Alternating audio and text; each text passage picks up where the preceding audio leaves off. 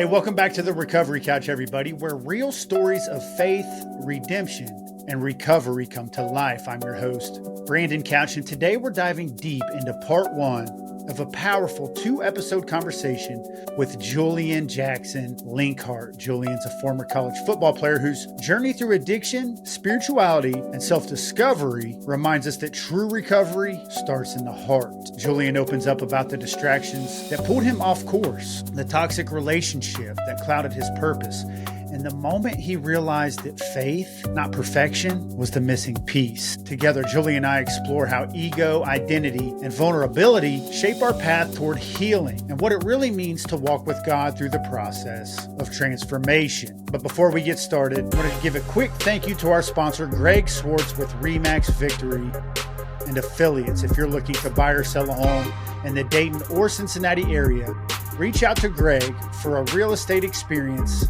that is built on trust, excellence, and integrity. You can contact Greg today at 937-477-8975 and tell him the Recovery Couch sent you. Now, let's jump into this conversation with Julian, a story that proves no matter how far we fall, faith can always lead us home. What's up, podcast world? Thank you for coming back to another episode of the Recovery Couch. We are doing a live stream today on Facebook. Hope you guys enjoy. I'm sitting here with a good friend of mine, a guy who I met through Southbrook Christian Church, through the men's group. As a matter of fact, it may have been at an AA meeting was our first. Men's group was the first time I remember. Yeah, and I'm sorry if I broke on anonymity or. No, I was right back into it, but I grew up in the AA world. So, I mean, there could have been a time that we crossed paths. I mean, I've been in there since young kids. So, okay. Yeah. Well, I remember the first time. His name's Julian Jackson Linkhart. Hello. Please go follow him on his Instagram. Why don't you plug your Instagram real quick? Yep. Julian Jackson Linkhart 99 is my Instagram. And then you can just look me up on Facebook. Anything else, it should just be Julian Jackson Linkhart. So he's doing some amazing things. He's reading out of 3 books on a regular basis. And what are the books you're reading out of? Yep. So I 2 daily devotionals, New Morning Mercies by Paul David Tripp. And then I'm reading Walk with God by Chris Tygreen, and then a Christian Standard Bible, Tony Evans Study Bible. And it's neat because he's doing it from different locations. Yesterday, it looked like you were kind of near some water. Just wherever Julian pops up and goes that morning, wherever the Spirit leads me to finally put down that phone and just record in front of it. I think, we get in these situations where you have the podcast, you have that. I don't want people to think that's what I'm doing. Julian is just reading in front of his phone. And it was working when I was able to go Instagram live. But now I'm dealing with some stuff, but I'm just reading, and I'm doing what I do behind the camera in front of it now. And he needs a specific amount of followers to be able to get his Instagram live back. So if you're watching this and you're led to go and follow him on Instagram, let's get him back to reading the word on Instagram live, because that's a big deal. He's trying to do God's work. And so, get over there and friend him on Instagram so he can get back to doing the live. Thank you. So back to when we met, I remember it was at Southbrook Christian Church, and you gave me a little bit of background into who Julian is, and it sounds like at one point in time, Julian was a really good football player, a college football player, with an identity maybe wrapped up in that. In the world, just an identity wrapped up in the world. But I had the opportunity, started playing football specifically when I was in 3rd grade. God gave me a gift and ability to carry that on into college. I got the opportunity to go do that. Went through ups and downs, roller coasters of the college life, but I was able to finish my degree out in Jefferson City, Missouri, finished football, graduated in 2023. And then August of 24 last year, I moved back home here to Ohio. What was it like in Jefferson City? What was, were you as spiritual then as you are now? Jefferson City was a humbling experience. And that is really where I would say my journey, my desert is where that started. When I had to go out there, it was because of events that happened in Columbus, Ohio, where I was previously attending school.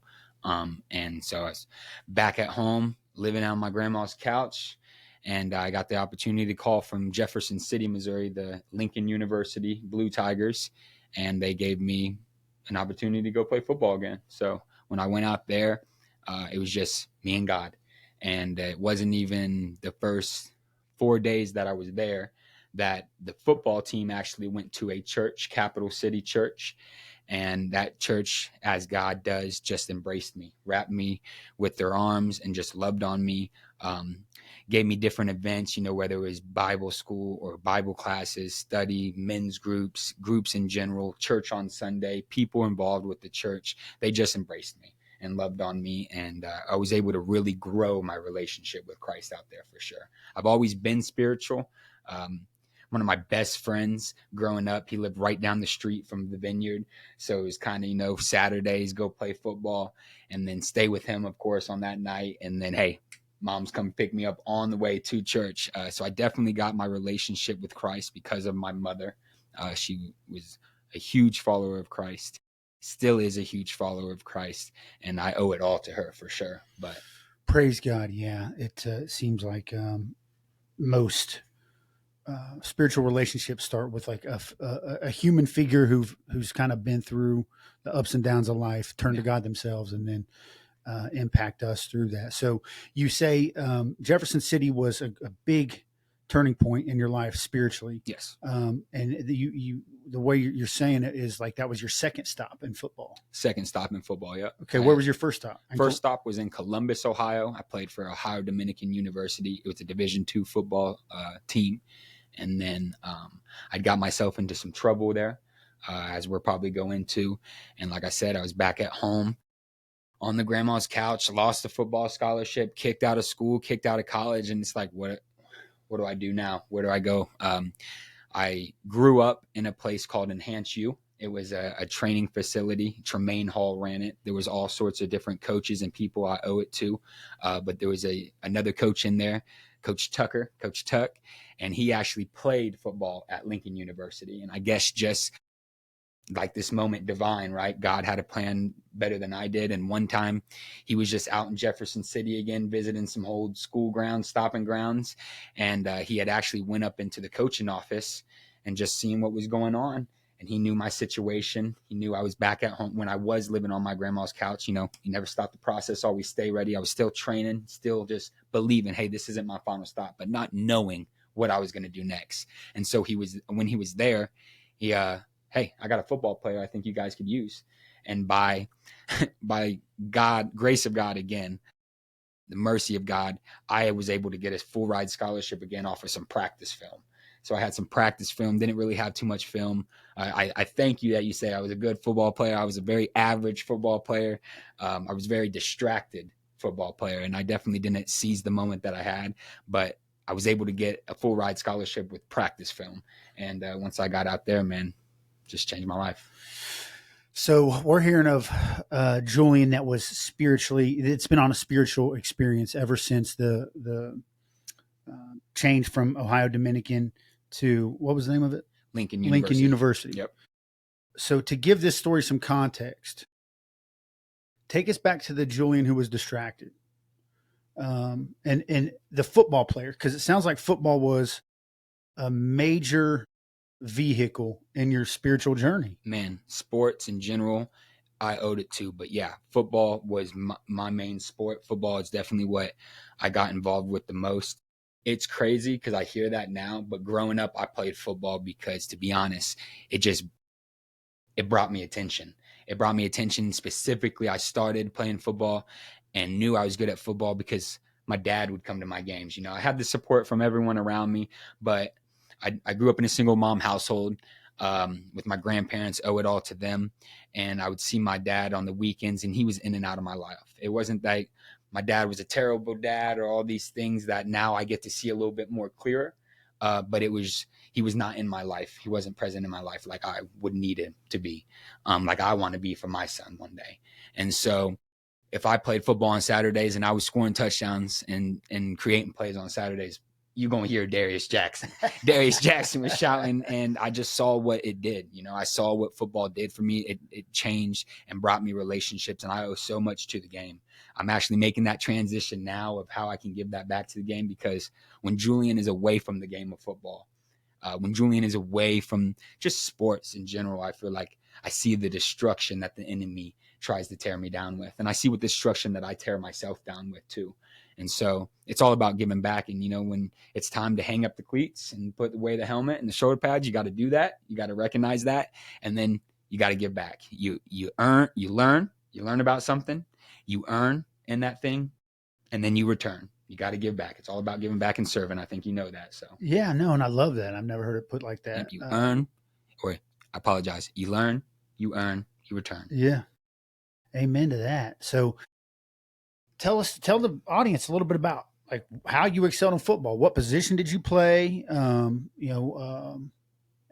how good were you, bro?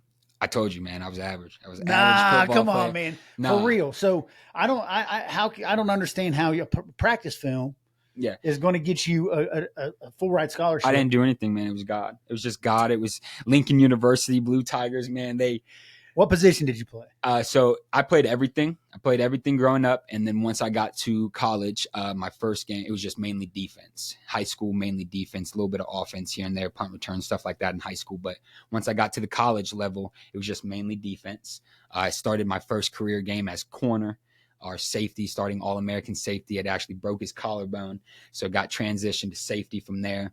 And then by the end of it, I pretty much played everything besides D-line. Finished outside linebacker, star, or nickel, we call it.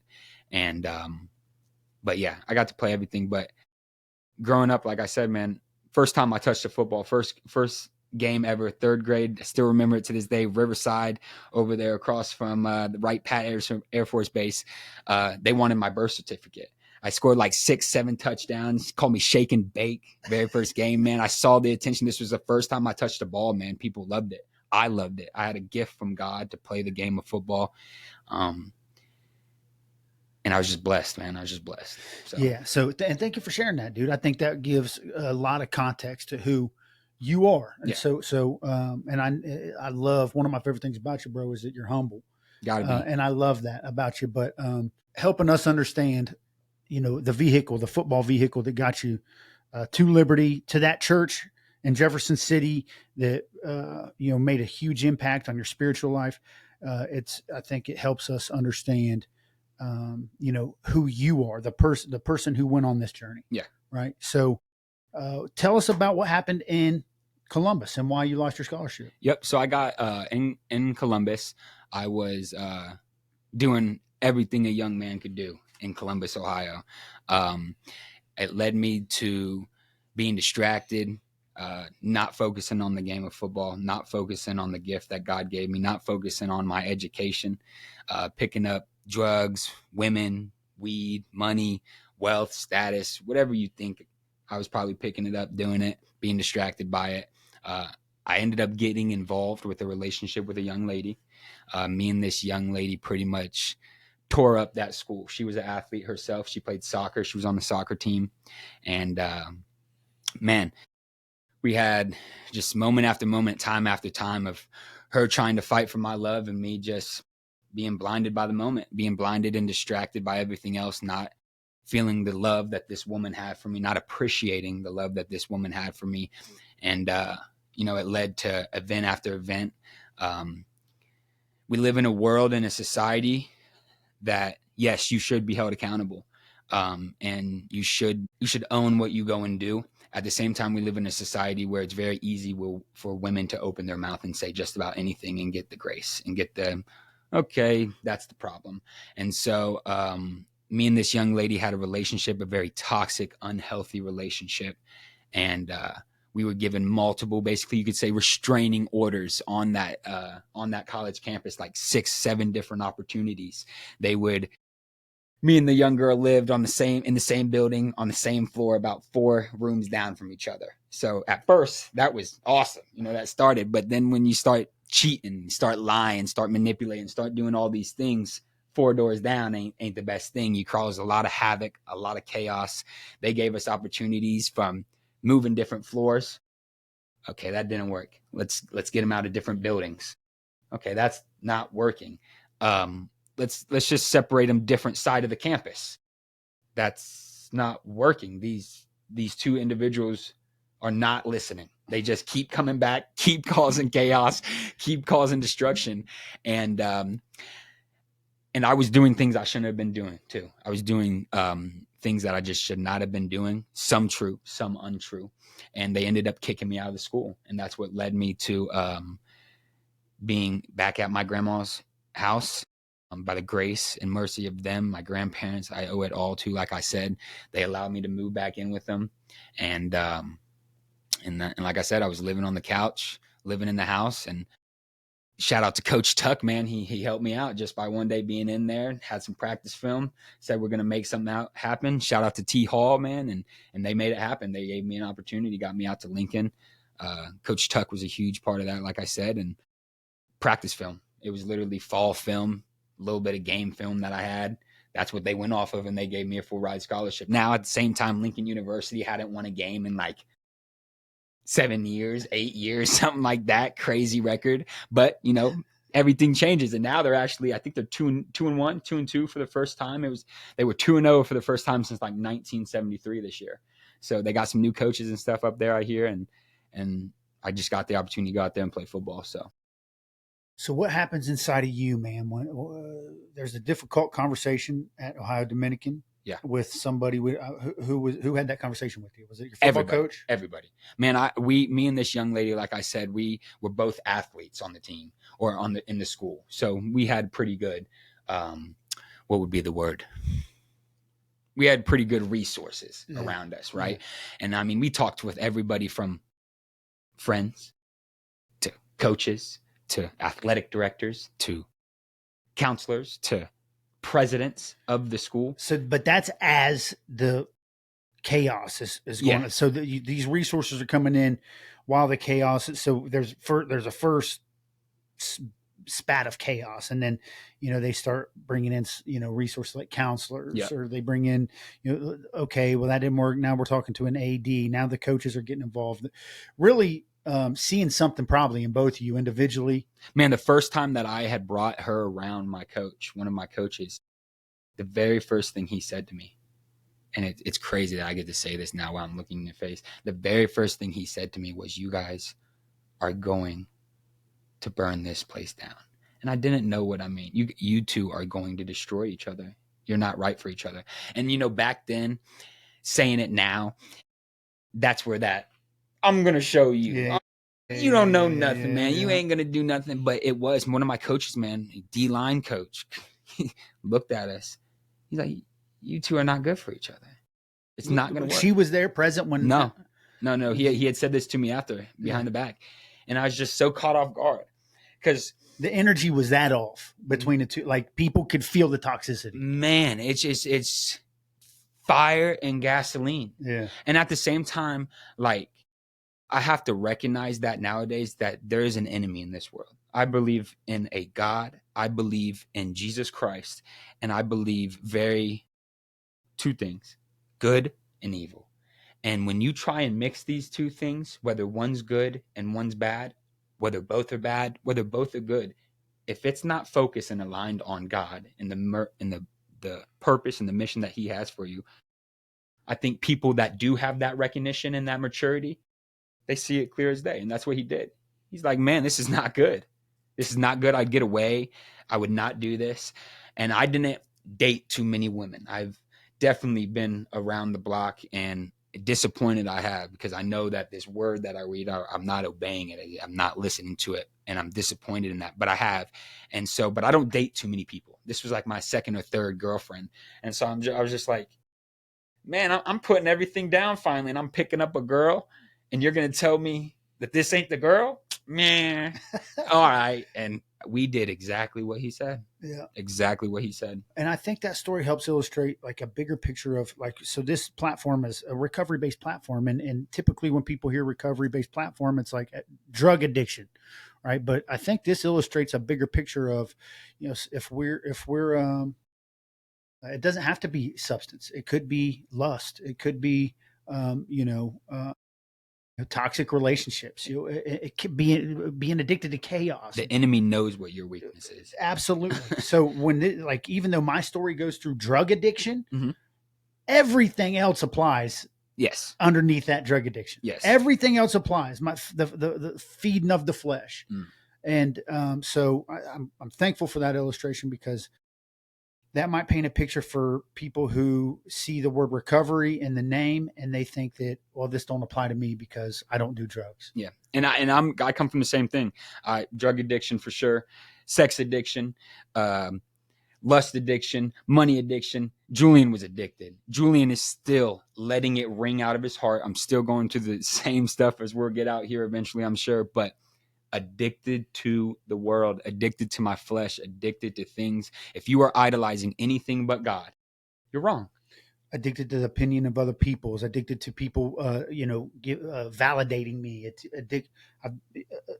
Addiction is much greater than just, I used substance for, more than one day in a row. So yeah, that helps, I think, really create an illustration to what I've been learning. I didn't know exactly what we're talking about. That you can, if you're feeding your flesh, then you're feeding some sort of addictive behavior or some sort of idol, as you put it. I didn't understand all this until I got into recovery, and I thought, well, shoot, man, I guess I've idolized football. I've idolized Brandon. I mean, as selfish and self-centered as that sounds, because it was. Yeah, I've idolized my image, trying to just put something on, trying to go out into the world. But then when you come in these doors, when you close that doors, you can't even look yourself in the face. Yep. You don't even want to look yourself in the face. This is my new addiction too. I tell you why you think this is called a miswalk stick. It's a natural teeth whitener. So this is my new addiction that I'm finding. So that's what I'm doing, fidgeting over here. It makes me calm, keeps me cool. So, So good segue, dude. So, and as I've been in recovery and I've been looking internally at anything that I've idled, that I need to recover from. Like, I don't just need to recover from drugs. I've had one of the easier parts of my recovery was recovering from drugs. One of the hardest parts is recovering from image and recovering from feeding my flesh in the worldly ways. Yes. But what I do also recognize on the flip side of that is, there's always going to be a human aspect of Brandon. There's always going to be a human aspect of Julian. I still exercise daily, and I'm towing a fine line of, is this for image, or is this because it really does get my heart flowing, because it does make me feel good and feel healthy. I'm taking care of my temple. Your teeth whitener. I have healthier habits that I have to pay attention to, because they borderline on, if I allow the enemy to interrupt this, daily habit of exercise, and he can make it vanity like that quick. You have to pay attention. Just like I said, anything but God, you're wrong. It's wrong. Even just like you said, you were going into it. Am I working out because I want to work out to do better for my body and it's keeping me healthy? Or do I want to work out because I'm getting something and Brandon wants to and Julian wants to? Julian works out because that's all Julian knows. Julian, and now I'm thankful for it. Now I'm thankful for that in these times of messing up, falling on my face, failing, Julian goes back to working out. Julian goes back to taking care of the temple, because that's what we were called to do, right? This is not ours. We get to borrow this for a little bit of time and then it's gone. But Christ lives in you. You are an image of Christ. And if you can't even take care of your own body, at least these days, it makes me a little bit harder to listen to you. If I'm able to look at you and I can see you telling me your own temple, you don't got to buy this. You don't got to rent it. You don't got to go to nobody else in this world. This is yours. And you can't take care of that. I think we need to have a conversation. I think there's some stuff that you start with yourself, right? You fix and you change the world by changing yourself. Change yourself, then you change the people around you, not by trying to change them, but just because they see you changing.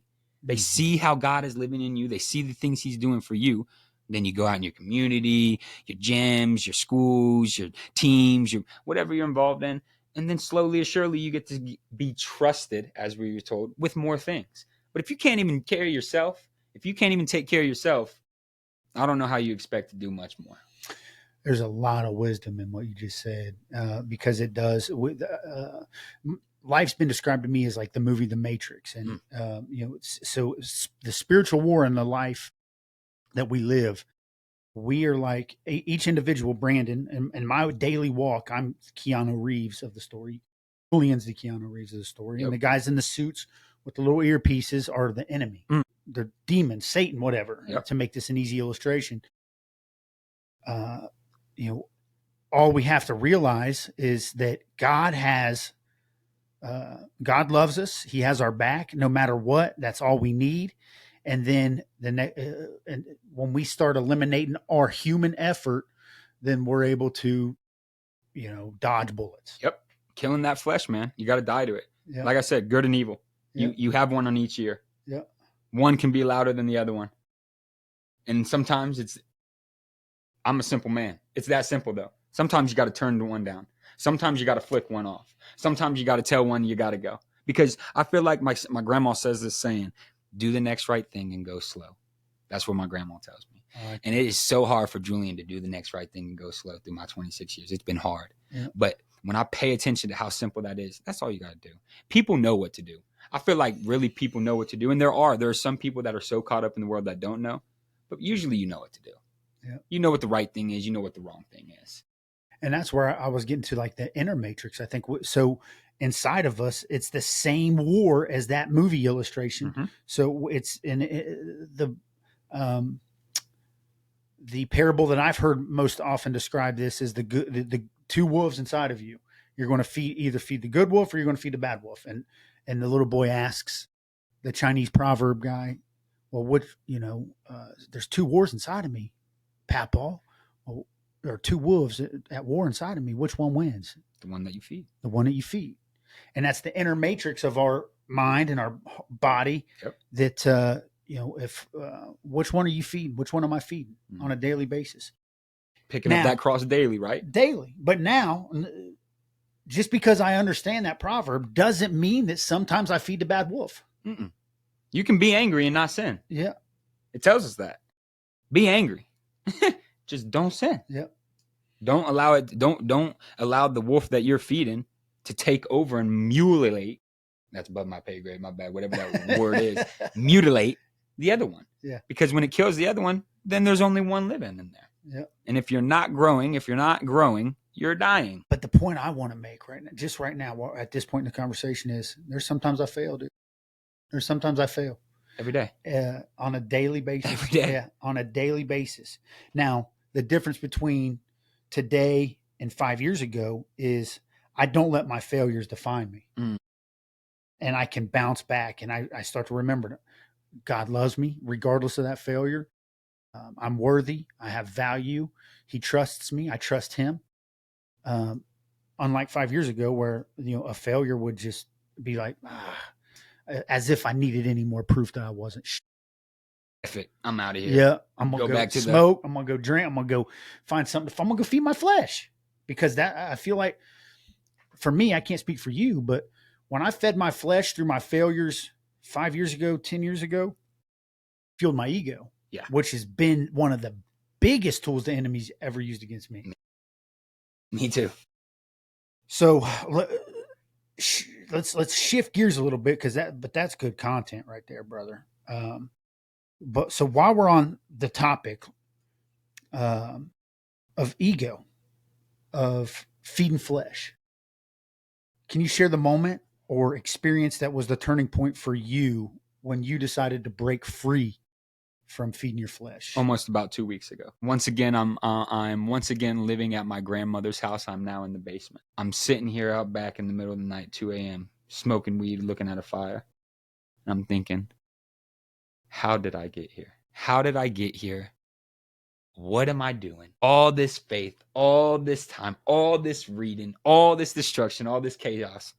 And you're still sitting here at 3. I'm not going to say the whole address. You're still sitting here in Wayne Avenue. 2 a.m. at a fire smoking some weed, man. You're still addicted. You're still sitting here causing chaos, causing embarrassment. Yes, of yourself.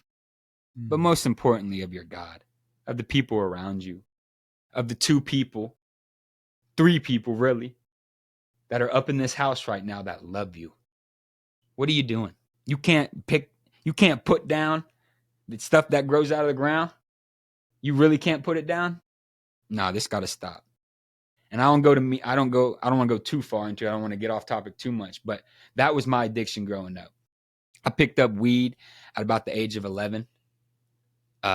Picked up drugs, did everything just about besides meth or heroin.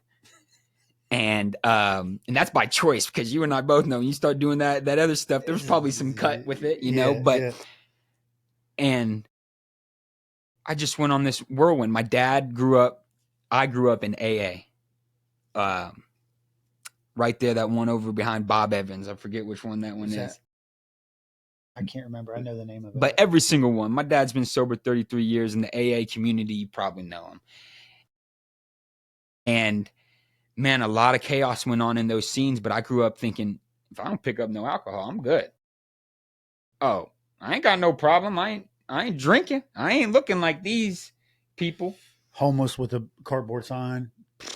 Like that. That's what But it tore me up. It led me down. It still led me down a path that I started picking up other things and then destroying myself with other things and blinding myself with other things. And like I said, going back to that fire, I'm just sitting here in the middle of the night. I'm like, what are you doing? This ain't it. God has so much more for me. Has so much more for you. Has so much more for us as individuals if we just get out of our own way. Die to our flesh. Sacrifice. Whatever things you probably weren't even supposed to pick up by original design. But there's sin, and we have to recognize that. Yeah. And we have to know that. And forgive ourselves for it, which is what I want to highlight from what you just shared, because, you know, a lot of people 2 weeks out would, they would listen to the shame and the guilt that the enemy was planting in their ear of like, I was doing so good. And I just keep proving to myself time and again that I just can't stop smoking, or I can't stop drinking, or I can't stop lusting, or I can't stop porning, or I can't stop screwing. Man. Right. But that's not the truth at all. Right. And so you sit here today, shedding the light on, that's not who I have to be. I don't have to be the guy who is beating himself up, running back to the same substance that takes away, that numbs the pain that I feel for whatever reason, because weed was my coping mechanism for most of my life too. But I don't have to live like that just because the enemy keeps telling me that, like, I can't live without it. Man, just last night, my bad. No, go. Man, just last night, man, I had a hard day, as I'm having a hard couple weeks now of getting off of this stuff, getting myself sober again. And I'm in a situation as we're going to where I can't find employment right now because of the stuff that I have on my record.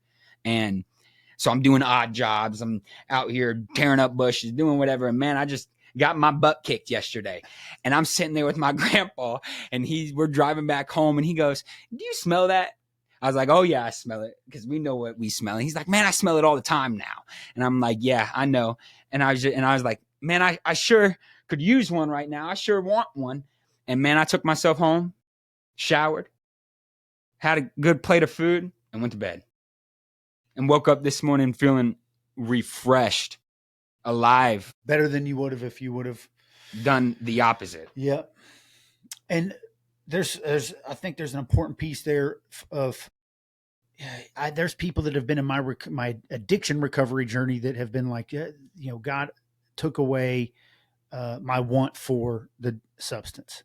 And I believe that. I believe that's true. He hasn't taken it fully away from me. I'm a little bit over a year sober from marijuana. Congratulations. Yeah, thank you. You're welcome. But I don't say that as I'm patting myself on the back. I say that more from like, that was the last one that I couldn't let go of my grip. I feel it.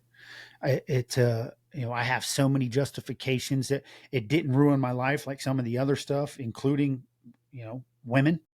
Like not that women ruined my life, but my pursuing women led me into bars and getting wasted and driving drunk, and we just kind of typically had me sitting around laughing, eating, or so you thought, right?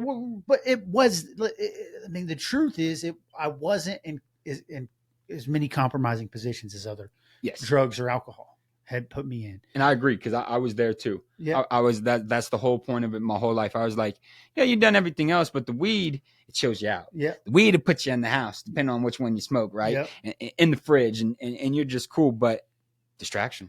Total not God. distraction. It's not God. It's not. And it became an idol for me. Idol. Yep. I used it for so long that anytime anything got hard, man, that was so, like, you had a tough day yesterday. That's where I'm getting at with this. Anytime anything got hard, a hard day's work. Hell, if it was, lunchtime, when I was doing blue collar work, trying to bounce back from everything that the shitstorm I created, and I'm doing blue collar work, and I go eat lunch.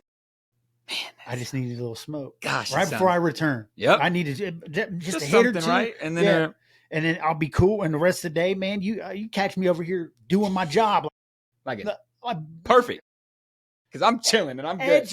Nothing gonna bug me. Perfect lines, dude. Yep. Wheelbarrowing mulch up and down, but sweating like crazy, but just like, stoic and working hard. Yep. And when I finally, started seeing, like, this is not serving my greater good. This is not serving my purpose. This is not doing what God called me to do, which we're doing what God called me to do, right? You're doing what God called you to do right now. And I wouldn't be able to sit here and do this today if I continued to go back. And I started seeing these things, and God was painting a lot of pictures through dreams, and things were just getting real vivid for me. But I'm like, daggone, man, I'm going to have to let go of something that has, seemingly been there for me through thick and thin. I had to just do the same thing, pure honesty, right? Same thing on the way over here, actually. I was on the way over here. Julian has a strong right foot on that throttle and on that gas pedal. And you had the music blaring, and I was going. I'm trying to get over here, right? I was coming from about Fairborn area. And I'm on the highway, and I'm thinking, what are we in a rush for? What are we listening to this music for, man? Let's go ahead and turn this off. Let's put on my calm sound list, playlist. Let's get ourselves mentally prepared. Let's get ourselves cognitive, aware, to get ready to do this divine moment that we're having right now. Yep.